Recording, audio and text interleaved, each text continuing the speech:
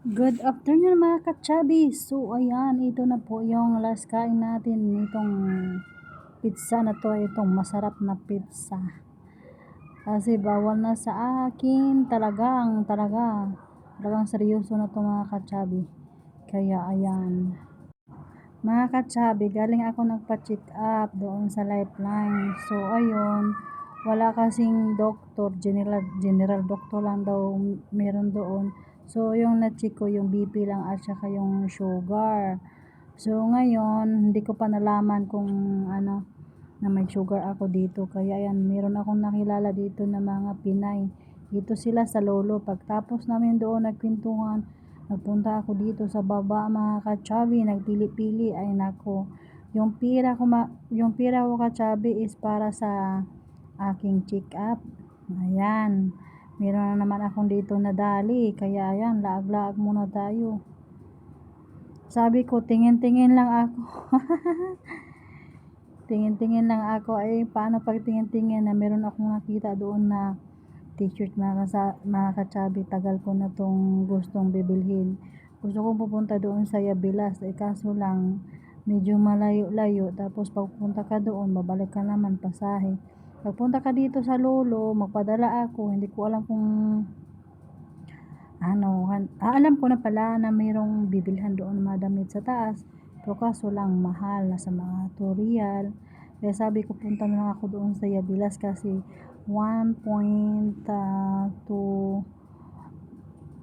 baysa.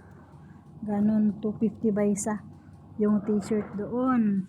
Tulad nitong sinuot ko, doon ko binili sa sa Yabilas sa 1 real point 200 baysa. Kaya ayan, sabi ko punta ako doon sa Yabilas. Ngayon, hindi na ako nakapunta doon, matagal na. Yun, pagtapos namin nagkwentuhan doon sa mga Pinay na kilala ko. Kaya ayan, dito ako nagala-gala ako mga ka-chubby sa loob ng Lolo. Kaya ayan, tamang tingin-tingin lang, kunwari iba may pira. Ayan, shopping pero walang pira. Meron akong pira mga ka-chubby, sana sa ko to, sa check up ko ito.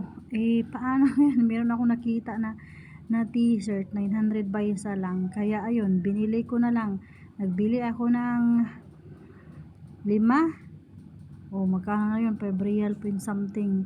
Tapos nakabili din ako ng binder. Kaya ayan, sobrang ganda ng mga damit dito mga ka-chubby. Pero grabe, sobrang dollar. Ang mahal talaga ng mga damit dito. Kaya tamang tingin-tingin lang ako dyan hanggang nakita ako ng t-shirt na yon. Tapos may tiningnan ako dito yung yung parang steamer na para pag mag-steamer ka sa damit na sobrang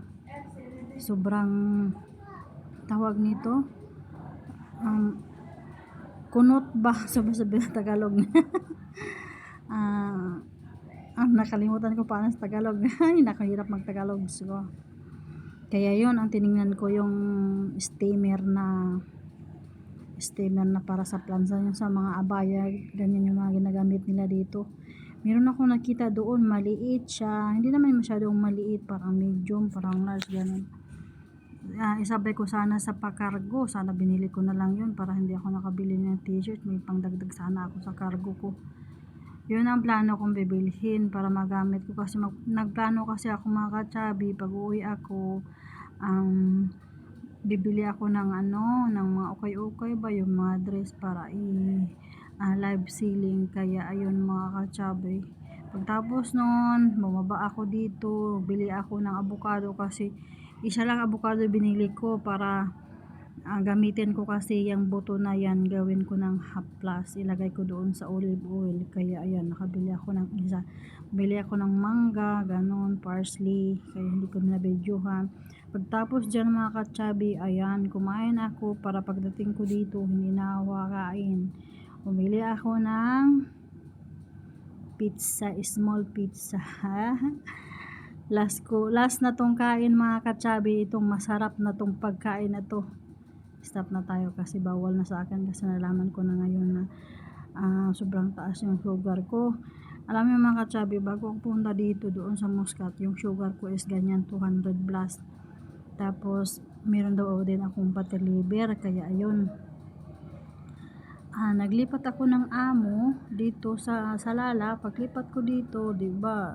Bigyan ka ng ID tapos sa bago mong amo. Wala naman silang ano na meron akong sugar, ganun.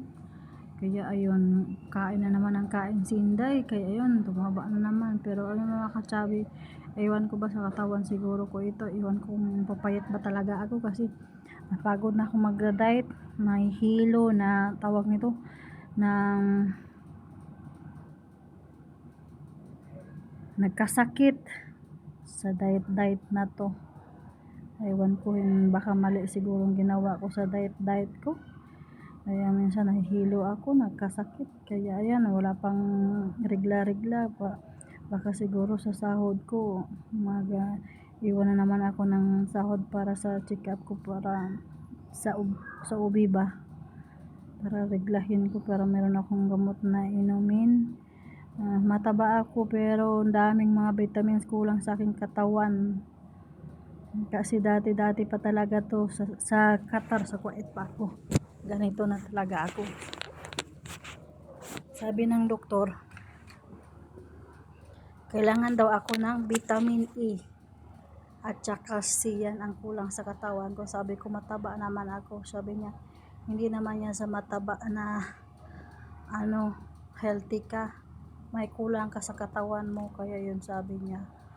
Kaya ngayon kailangan natin talaga, kailangan i-focus ko na itong pag check up ko para pag uwi ko continue ko na lang. Kasi kailangan ko talaga gamutin ko ng sarili ko na nagamutin ko ngayon. So yun lang muna mga katsabi yung vlog natin for today. Thank you for watching.